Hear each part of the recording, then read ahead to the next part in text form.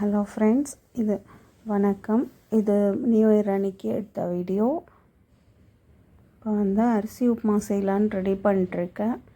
கடுகு, சீரகம், மிளகு, உளுத்தம்பருப்பு, வெங்காயம், பச்சை மிளகாய், கருவேப்பிலை போட்டு தாளிச்சிட்டு தண்ணி ஊற்றி தண்ணி கொதிச்சோன்னே அரிசியை போட்டு உப்புமா ரெடி பண்ணிடலாம். உப்புமா தான் இன்றைக்கி காலையில் டிஃபனுக்கு, அரிசி உப்புமா. நியூ இயரில் மட்டுமே ஸ்விக்கியில் ஆர்டர் பண்ணவங்க, இந்த ஆன்லைனில் ஆர்டர் பண்ணவங்க உப்புமா மட்டுமே 4000 பேர் உப்புமா ஆர்டர் பண்ணியிருக்காங்கன்னு சொல்கிறாங்க. சரி, 9000 பேர் ஆர்டர் பண்ணியிருக்காங்க. உப்புமாலாம் ஆர்டர் பண்ணுவாங்களான்ட்டுன்னு எனக்கு தெரியல, ஆனால் உப்புமா ஆர்டர் பண்ணியிருக்காங்களாம்.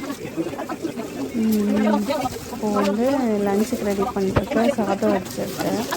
பொடலங்காய் பொரியல் பண்ணலான்ட்டுன்னு பொடலங்காய் பொரியல் ரவுண்டோடாக கட் பண்ணி தாளிச்சிட்டு வெறும் மஞ்சத்தூளும் மிளகாத்தூளையும் தாளிச்சிருக்கேன்.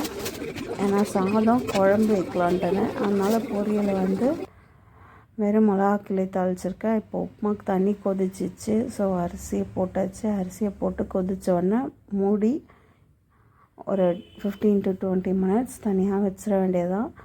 அது ரெடி ஆகிடும். இப்போ அடுத்தது குழம்புக்கு ரெடி பண்ணோம். குழம்புக்கு என்ன ரெடி பண்ணலான்னு யோசிச்சா காய் எதுவும் இல்லை.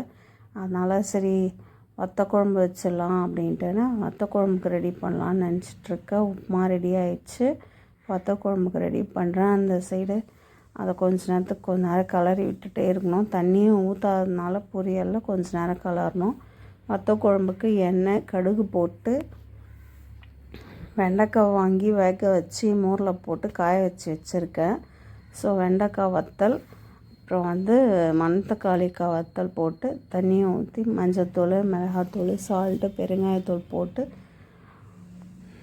நல்லா கொதித்து அது சுண்டை வந்ததுக்கப்புறம் புளியை ஊற்றி இறக்கிட வேண்டியது தான். வத்த குழம்பு ஒரு 20 minutesல ரெடி ஆகிடும். உப்புமா பிளேட்டில் எடுத்து வச்சுருக்கேன் டிஃபன் சாப்பிட்றதுக்கு. சாதம், குழம்பு, பொரியல். பாய்.